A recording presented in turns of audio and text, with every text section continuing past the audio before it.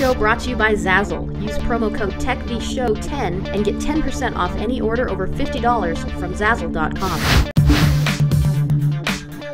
It might be Columbus Day, but some T-Mobile customers are discovering that their data is gone. Users of T-Mobile's landmark device, the Sidekick, found out that some of their data wasn't as secure as they thought, as the company announced that it had lost some servers, and as a result, some users' data had been completely eradicated. Now, what's going on with the situation? We bring in a couple technology journalists to talk about it. First off, Eric Zeman from Phone Scoop. Eric, thanks for being with us. No problem. Thanks, Randall, for having me. Also, we bring in Maggie Reardon from CNET News. Maggie, thanks for being with us as well. Sure. So, Eric, we were talking in the pre-show. You just got an email from T-Mobile, kind of updating people on the situation. Yes. Let's break down first of all what we think happened, what we know happened, and then what's kind of the latest email from T-Mobile. Well, as is well understood, they had some server crashes. What it appears to be the case is that they were switching from one set of servers to another, and the original servers crashed and completely died, and there weren't sufficient backups to restore what was on those servers. Crazy. So essentially, a lot of, if customers had, either let their device die all the way, or somehow other their data got corrupted, there wasn't anything on the servers to send it back. Am I correct in that way? Yeah, T-Mobile themselves in their forums online this weekend said for users to not reset their devices, to not pull their batteries, and basically make sure the thing doesn't die off. So leave it sitting. So, but I think that, Eric, I think that if you don't let your phone die, if you don't take the battery out, that the data is still stored on your phone. Yes, that's correct. So, right, so it's lost in the cloud, but as long as you have your phone up and running, it's still saved on your SIM card. Yes, absolutely. Well, and so what's the latest statement that you just got, Eric? What's T-Mobile saying today?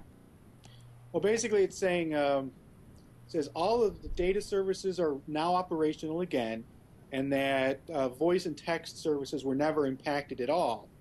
And now they're saying all Sidekick users will receive a 1-month credit for Sidekick data services, and then they're apologizing. It says, we recognize the magnitude of this inconvenience, and our primary efforts have been focused on restoring customers' personal content, and they're considering additional measures for those who did lose content.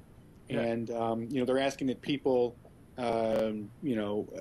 sit tight basically while they figure out what they're going to do further. It's kind of an interesting situation, Maggie, because we've been moving towards this idea of cloud computing, and previously Sidekick users have had most of their data stored on Danger servers, which are now Microsoft servers. And this is kind of one of the first situations in really any cloud computing situation where data has been completely erased or is completely gone. For you, does this draw any is this a cautionary tale for users, or what's your kind of takeaways from this situation? I think absolutely, yeah. I'm thinking of it myself. Like, oh my gosh, like think of all the pictures you have stored in the cloud somewhere on various websites. Think of any data backup that's in the cloud. Yeah, this is scary. Especially when Microsoft is the one who screwed up here. That really doesn't give you a whole lot of confidence. What's sad, what's unfortunate for T-Mobile is that this is a Microsoft screw up, and it's not their screw up, and yet they're probably going to get a lot of bad publicity and some bad feelings with their customers. Yeah, and ultimately it's T-Mobile's name on the device, and Microsoft and Danger don't even enter most consumers' minds, so definitely it's not something that they're going to be thinking about. Now, Eric, what are kind of your takeaways? Is this, obviously this is a big problem. Do you think this is something that we should kind of brace for in the future and expect more services to maybe be like this, and maybe have more copies of backups in other places? Or, how do we kind of move on from all these customers losing their data? Well, it definitely appears that, keeping a local backup of all your information is just as important as backing it up, off-site. Coming from an enterprise background, when I first started in journalism, after certain events several years ago, a lot of companies said, "Hey, we have to have disaster planning. We have to have things backed up on-site, but we also have to have things backed up off-site in case our primary facility is destroyed." Yeah. And the same thing goes for your personal contacts. It's good to have everything stored on your machine at home, but it doesn't hurt to have it somewhere else in case your machine at home dies or vice versa. That way you're protected either way. Yeah, and I mean, realistically here, the big problem is the address book is handled on on dangerous servers, rather, as well as some of the applications for the Sidekick. The Sidekick doesn't have a whole heap of local storage, so it's kind of, a device that, like they say, you can't reset it and whatever without reloading the information from the server. I think, though, Randall, I think like you were saying, it's the cautionary tale, I think, is the big deal here. I mean, obviously, people are upset that they've lost their contacts or that they've lost, text messages and so forth. I mean, but I think that the bigger thing here is what you're trying to get at, is that more and more of our services are getting into the cloud. And, I think it's interesting, and I agree with Eric that, large companies have disaster recovery plans and individuals should too. But the problem is that most of us aren't,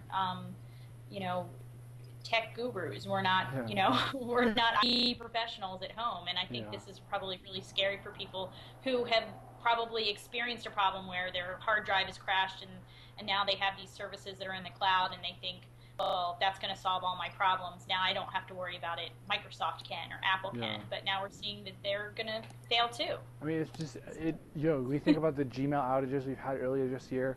We think about all these downtimes. I mean, I think people are starting to realize, we've had a really good beginning of the internet, right? A lot of services have been up 24/7, haven't had too many issues with things going down. I think this year especially has really been a time where people need to realize everything's not infallible, and ultimately you're responsible for keeping your data safe. Guys, we're going to leave it there because we're out of time. Eric Zeman from Phone Scoop, thanks for being on the program. We really appreciate it. Also, Maggie Reardon from CNET News, thanks for being on the show as well.